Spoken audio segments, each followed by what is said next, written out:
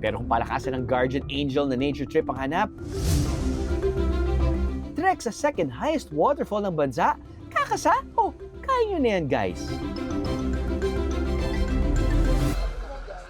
Height na mga 5 to 10 minutes galing dito, punta doon sa may view deck. At saka pag dating natin sa may view deck, doon tayo magsagawa ng ritual.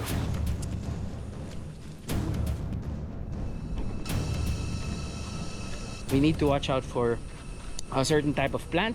Nakalimutan ko na kung anong pangalan, pero ito yung mga plants na makati.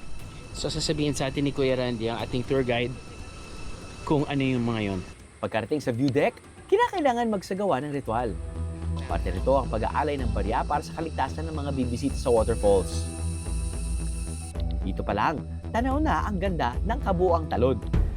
Pero mas maganda yan kapag makikita ng malapitan.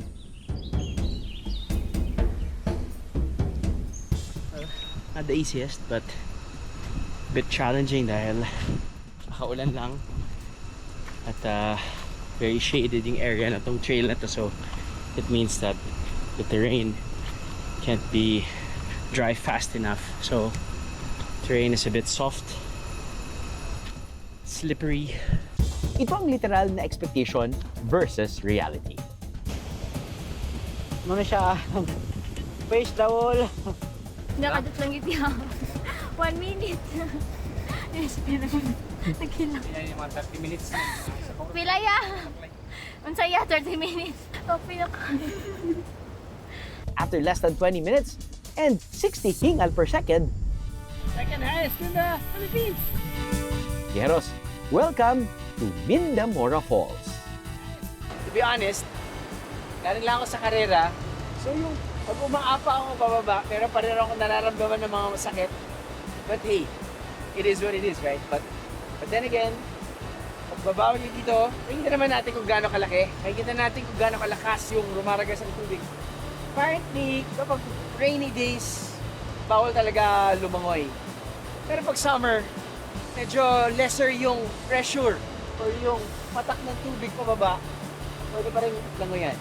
Although, kapag rainy days ngayon, rainy day season, pwede pa yata kayong mag-trek 1 hour paakyat, and maybe you could swim kasi there's a natural pool. Kung gusto nyo ng natural treadmill, umapa kayo sa mga bato na malapit sa falls, at sa sobrang slippery niya, pwede kayong tumakbo in place. Sisiuman sa inyong paningin, ako'y nahirapan din. Nadali na nga ako. Ayan, oh. Galing.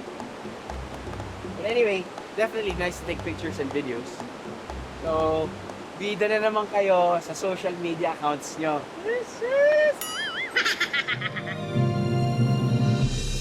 Ano, nabitin kayo sa Biyahe? All you gotta do is just subscribe to the YouTube channel of GMA Public Affairs and you can just watch all the Biyahe Drew episodes all day, forever in your life. Let's go! Yeehaw!